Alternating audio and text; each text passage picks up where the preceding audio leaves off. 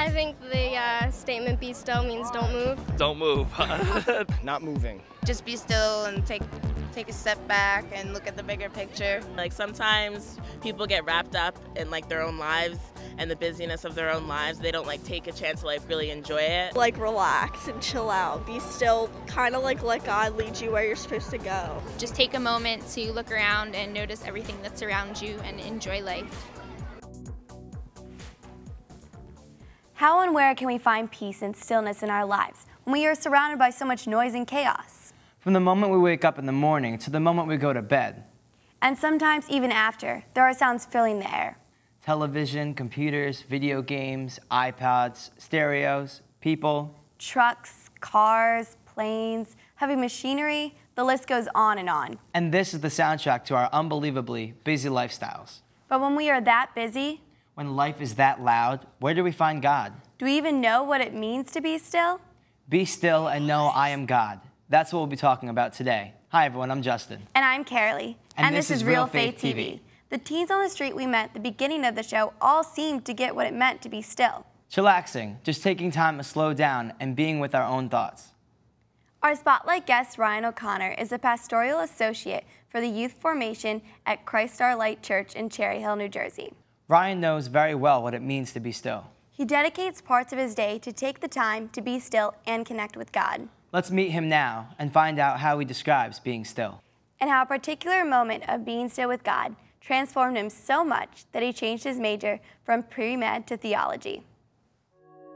Be still means to me just being present in the now, really just listening to God. Physical stillness helps, but I really feel like just focusing on letting go, emptying your thoughts, and just allowing God to fill you.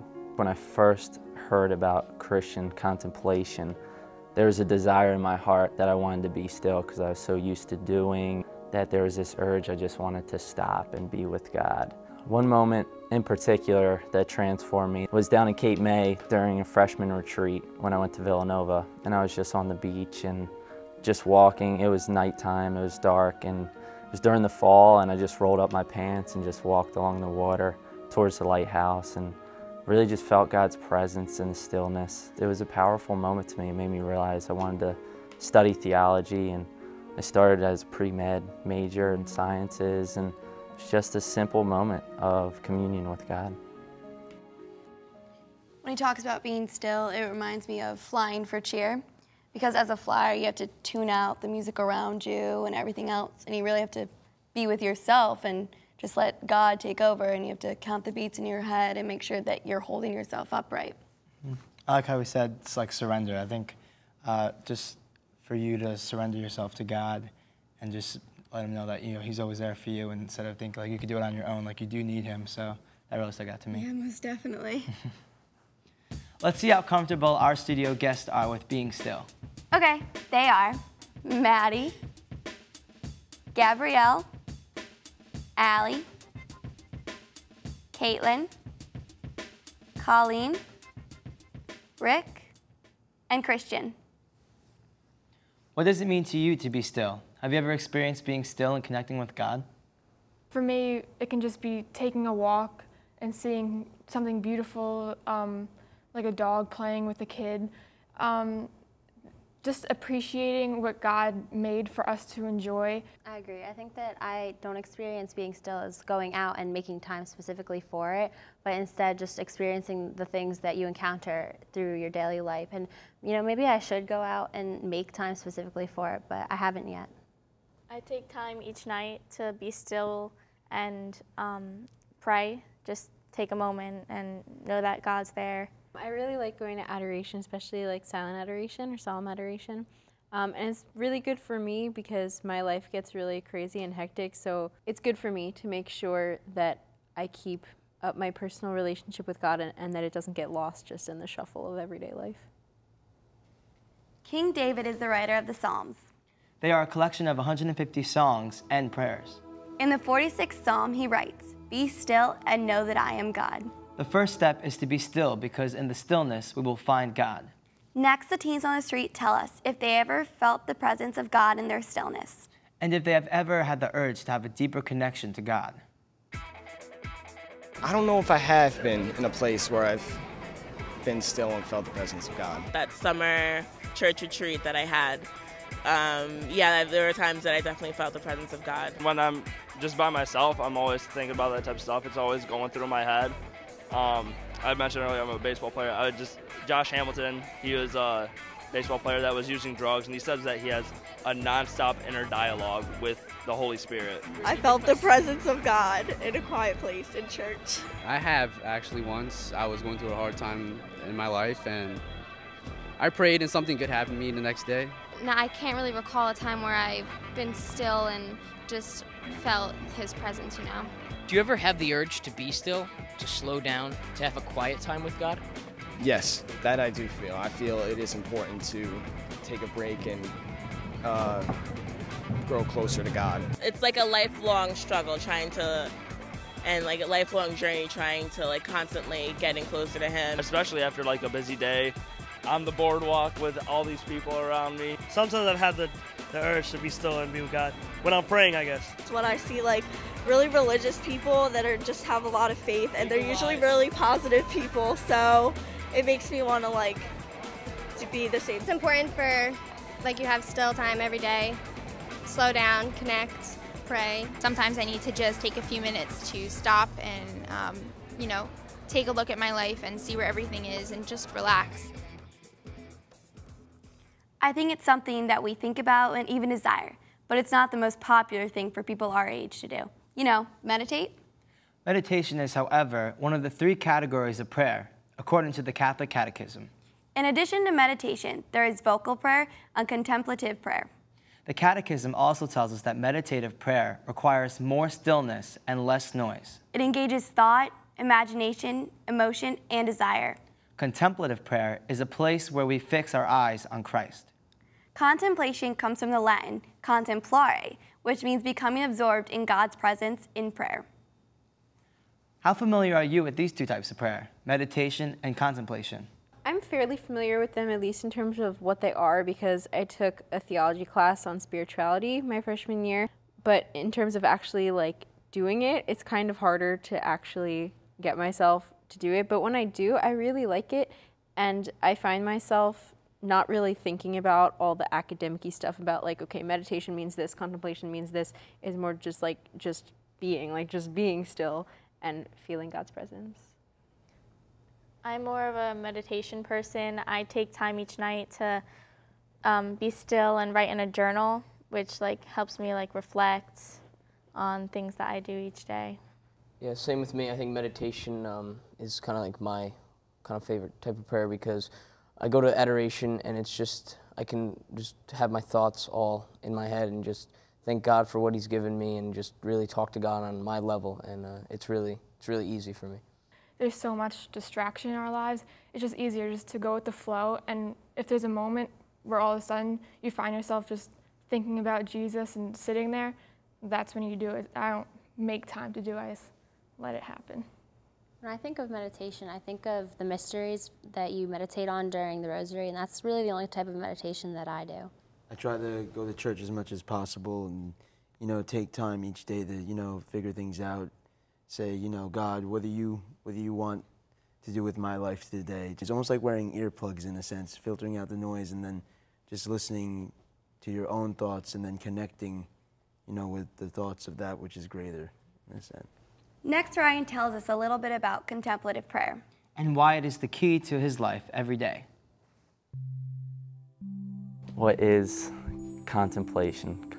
I really think it's being present in the now. I'm a big follower of Father Martin Laird and Robert Wicks, and they describe it sitting on the banks of a stream, and the stream is all of your thoughts in your head, and just observing, suspending judgment, and really not adding commentary to what's going on in your head. It takes a lot of practice to sit in stillness and not have any thoughts. It's very difficult, and I think in this culture we're very used to a lot of stimulus, a lot of stuff going on, a lot of multimedia.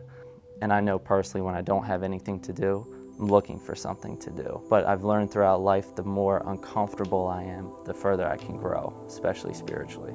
And I really feel like God can talk to me and I can listen better And not only does it help me personally with my relationship with God, but I feel like when I'm with others, I can truly listen to what's going on without having a commentary within my own head. 2 anchors in my day are making breakfast, just being by myself and just sitting and observing my thoughts, giving prayers of gratitude for the day and for the gift of life, and just asking God to lay out His plans as I take on the day. Going for a run every day, whether it's only for 10 minutes or for an hour, and just letting go of my thoughts and being with God in nature and around people. But then throughout the day to constantly recall scripture in my head or a prayer word and realize that, you know, I'm not in control and I have to just be open to God's grace and presence. Just try it. It's going to be uncomfortable to sit still and be with your thoughts and try to empty your thoughts, but God will certainly fill you and overflow with joy and graciousness. Ryan first thought that in order to be still with God in contemplative prayer meant that he would have to retreat from the world. Next, he tells us why this isn't necessarily true. No matter where we are or what we're doing, we can find stillness and peace with God even within the craziness of our lives. Let's go back to the wall. One of my first theology classes was called Christian Contemplation. The class just blew my mind. Just talked a lot about clearing the thoughts in your head and just being still with God, and I tried to practice it and it was a struggle. In my beginning stages, I would retreat. I'd go into the forest. I'd go away from people and just be in solitude. Now I realize that I have to be still within the chaos of life to develop my inner peace, no matter what the surrounding. It really just opened a new window to me. I think it really came from the core that I was constantly a doer, a giver. I liked to serve others, and I felt like I was wearing thin and not taking care of myself and didn't have inner peace. I gave from my heart, but at the same time, I wasn't good with who I was. So it really just helped me to be with myself and love me for me before I could love others. I feel like before I would want to be in control of everything in life. Although I would say I would want to surrender everything to God, in actions I really wouldn't. And now I'm more at peace with that. And I feel like each day is transformative because I know it's just important to take the time and allow God to steer me in His direction and just be open to that He is there. Even when I'm feeling depressed or happy, sad, joyful, that He's in all those emotions. It really allows you to be at peace, allows you to be more joyful with yourself. I was just reading a devotion the other day that said the best gift you can give to anyone is to be at peace with yourself and be that witness. So have any of you experienced a transformation like that where you felt the peace of God?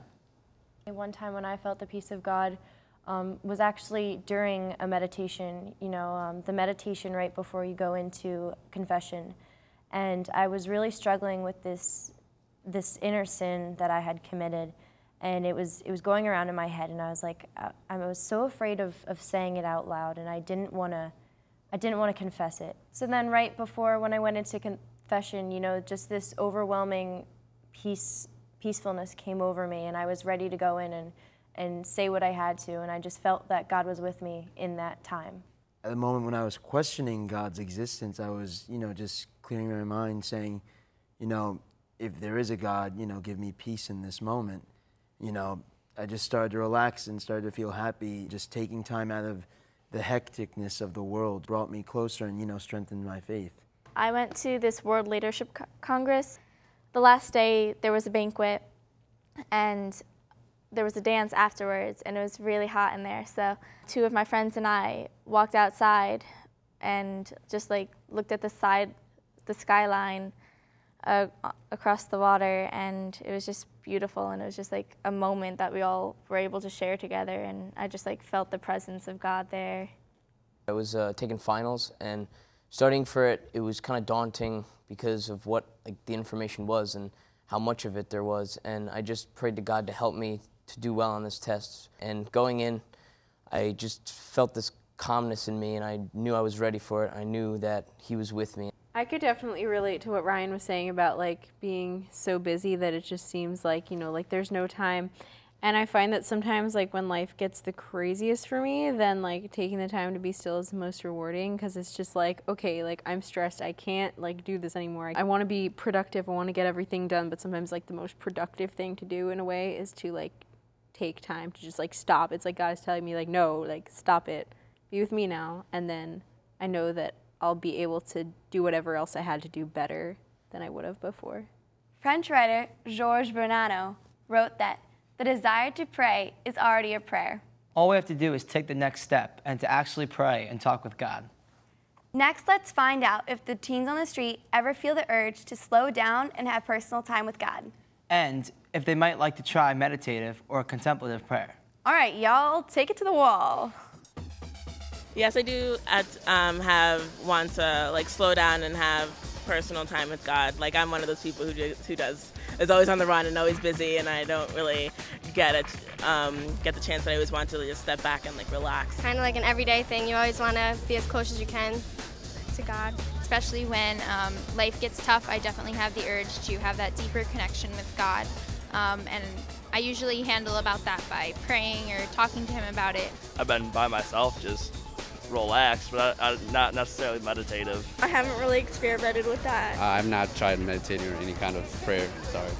I don't think I would ever try meditating and stuff because I'm not patient, so I can't just sit there and pray and stuff like that. I personally haven't tried meditative prayer. Yeah, me either now. I believe the type of prayer can definitely bring me closer to my relationship with God, because God is always trying to teach us something. Maybe I'd think a little bit clearer if I was meditative or something like that. I would try it if someone like taught me what to do. I think it could help me with some of my demons. I would like to try it because I would like to get closer to God in any way. I don't know that it's necessarily for me. I am not one to like to meditate. It's a little slow paced for me. For me, I like meditative prayer because it's easy for me to slow down and it allows me to connect with God much easier. Yeah, I feel the same way. My favorite type of prayer is the meditation method. I especially like adoration, you know, and being in the presence of God. And it just helps it that much more to make it more personal between you and him. And I feel like in those moments, you know, you really are reflecting with yourself and him, and you like reach a new level in your prayer. I like contemplative because I get to think over things, discern them, maybe like what God wants in my life. Meditative is probably the prayer that I like because like I worry a lot, and like if I can just find time in the day where I can just sit down and just like clear my mind and just like maybe listen to like a song, and it just makes me feel so good and like just so relaxed that like God's there with me. Yeah, Christian, I totally know what you mean. Like meditating through song, it's like I find that what works best for me, just because I love music, and I find it very easy just to relate to the words and to just let my mind kind of wander and think about my relationship with God. You know, I really struggle with these types of prayer. I hate being alone, like I really do. So, I don't know, I think that maybe if I tried them, I'd find that I enjoy being alone, and maybe I'd start to appreciate the small things in life. I'm actually quite the opposite. I actually love to be alone and like look over things by myself. Just be peaceful. I like being alone too, but I'm a thinker, so like even if I'm alone, I'm just thinking all the time, like what did I just do, what am I going to do? What you guys have been saying, it reminded me of something I learned in the theology class that I took, is that St. Teresa of Avila wrote a lot about contemplative prayer, and she says that that part of it is that we have to take the first steps ourselves, and that once we do that God kind of does the rest for us. And I thought that was really cool, because I found sometimes for myself that if I'm starting, it's like difficult to like start. It's like, where do I even start? Like, what do I think about? What do I like try to meditate on? But then like once I start thinking about things in my life, it's like things sort of come to me. Like it starts to make sense, and I'm like, oh, like that's not coming from me. That's coming from God. Lectio Divina is another form of meditative prayer. There are many steps to this type of prayer, although they can be altered as needed. Mark Hart, the Bible geek, has a great short summary of the steps on his website. There are 4 main steps. Lectio, which is reading the scripture passage. Next, meditatio, which means meditating on what the words say. Then comes oratio, praying about what this means in my life. Finally, contemplatio, contemplation, where you let go and let God move through your prayer and through your heart. This is a simple but powerful exercise in prayer that you can and should do in a pretty quiet place, like your room, a chapel, or a place in nature, so that you aren't overwhelmed by distractions. Seriously, when you take the time to spend time with God, our Father, our Creator, it can really change your life. Holla! Hallelujah! Now let's go back to our interview with Ryan and find out how the advice of a man he met when he was working with the Peace Corps in Honduras changed his perspective. He realized that finding the peace and stillness with God wasn't just about helping himself, but about helping others too. So while I was in Honduras, my first host father was a particular person that touched me with his wisdom. He's traveled the world. He was an engineer in the capital. He spoke English, but he'd never speak English with me because he'd help me develop my Spanish. He always asked me very intentional questions. He asked me, Ryan, why are you here? Why are you in this country? I'm here to raise capacity of local leaders, to build sustainable projects. And then he would say to me, Ryan, the only thing you can change is yourself and your own perspective. And I encourage you just to reflect over your actions and build relationships. You cannot come into a country and expect to change it. You can only change yourself. So my advice to young people would be, make that change within yourself. Take that time and be still. And to realize the more you focus on yourself, unselfishly, in contemplative prayer, to build up your peacefulness and your joy, and the more you can reach out to others. Because the old saying says you can't give what you don't have. And if you don't have peacefulness and you don't have joy in your heart, reaching out to others in service can only do so much. Take that uncomfortable first step of just being who you are and allowing yourself to change and allowing God to change you and being okay with it. Soren Kierkegaard wrote that praying does not mean listening to yourself speak. Praying means calming down and being still and waiting until you hear God. Finally, Ryan tells us how difficult it is for some young people to hear God in the stillness because it's difficult for them just to be with their thoughts. Let's hear his story now. You have to concentrate on clearing your head. It's not just sitting there phasing out or going to sleep, but it's really being alert and being aware and observing everything that's going on inside of your head, inside of your heart, and just a consciousness of letting go and surrendering. I think what's really appealing to young people about contemplative prayer and meditation is that they rarely get stillness in their life, that their lives are jam-packed with schoolwork, extracurricular activities, iPhones, technology, and that the only time they really get to be still is maybe right before they go to bed. And I know from the youth here in this parish, by practicing this prayer with them, that they've been open and honest in saying that it's so uncomfortable, that some of them don't even like to close their eyes and be with their own thoughts because there's so much going on inside of their head and coming to the surface that they never even addressed. One of the youth members of our high school ministry, she had a lot of stuff going on in her life and had very low self-esteem. And she said it was very uncomfortable for her to free her thoughts and just even be with herself. And her biggest struggle was accepting herself. And one day she came in the youth group and she said that just for seconds, she let go of her thoughts and she felt so liberated. And she said something that will always stick with me. She said when she was able to empty her thoughts, she had plenty of room for other people. And she said she realized how self-focused she was all of her life. Until that one moment, she said, once I let go of worrying, of controlling myself, then I really could be there for others. So not only did that transform her, but that stuck with me and helped develop my faith also. I thought what Ryan said about it having the potential to be uncomfortable, that was really accurate because, you know, it seems like if we're allowing ourselves to be completely vulnerable before God, it's like, that is uncomfortable, right? But at the same time, it's like, well, God already knows us. Like, he already knows every single thing about us, and he wants to help us. So I think for myself, I try to remember, like, there's really nothing to be afraid of. Even though it might seem intimidating, it's like kind of a leap of faith. But once you, like, make that leap, it's like it ends up being so much better than what you would have imagined for yourself, that you can really feel at peace and like you know who you are and you know that you're loved. I think that like the more times you can find in a day to like just be still and to listen to what God has to say to you and like what like you want to talk to Him, that the more time you can find for that, you're gonna probably end up being a better person and more closer to God. What I didn't realize that Ryan pointed out was that if you take this time to meditate and think about it, it can help in other aspects of your life. Like, I have a hard time, you know, making time to do charity work. That's something that I really want to do, but usually end up not doing. And I think that if I took this time to empty myself the way that you guys are all talking about, then maybe I would be open to helping others and being less concentrated on myself. It would really help me to be able to understand others and make them happy instead of just focusing on my own happiness. All prayer is conversation with God, and all prayer is good. But to know who God is, what He means to you, and what you mean to Him, that takes effort. In order to find the peace of God that passes all understanding, you have to step out of the busy and into the stillness in faith. Most of us crave closeness and want to be loved for who we are. Spending time in the stillness with God, we can feel His unconditional love.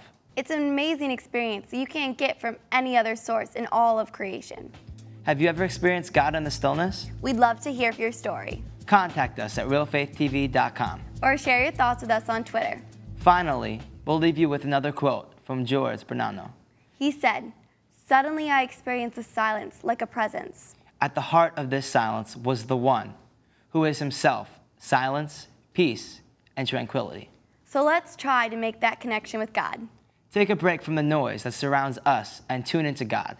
Thanks for watching. We'll see you next time on Real Faith TV. God bless.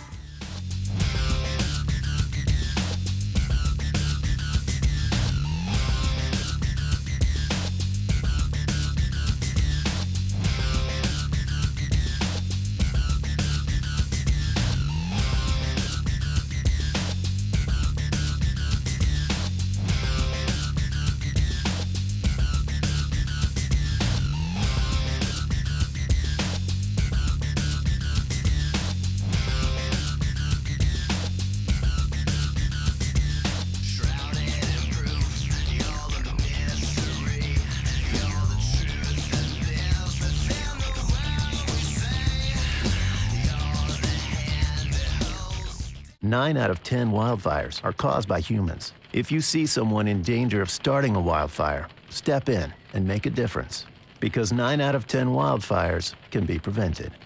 Only you can prevent wildfires.